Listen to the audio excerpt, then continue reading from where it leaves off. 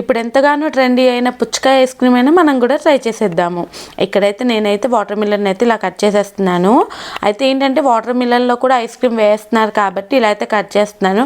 మీకు కావాలంటే నార్మల్గా కూడా కట్ చేసుకోవచ్చు. ఇలా కట్ చేసేసుకొని మొత్తం అయితే ఒకసారి అయితే టేస్ట్ కూడా చూసేసేయాలి కదా, అది మన ఆనవాయితీ అనమాట. ఒక పీస్ అయితే టేస్ట్ అయితే చూసేస్తే స్వీట్ అయితే సూపర్ టేస్ట్గా ఉంది. ఆ తర్వాత అయితే ఇంకా మొత్తం అయితే ఇలా కట్ చేసుకొని అయితే సీడ్స్ అన్నిటినీ కూడా పక్కన తీసి పెట్టేసుకోవాలి.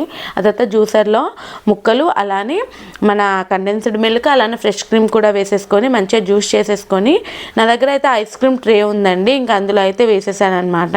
అందులో వేసేసుకొని ఇంకా దాని మూతలు అయితే మొత్తం పెట్టేసుకున్న తర్వాత అయితే ఇంకా డీప్ ఫ్రిడ్జ్లో అయితే పెట్టేసుకోవాలి. ఇక్కడ నేను వాటర్ మిలన్లో కూడా వేసి పెట్టాను.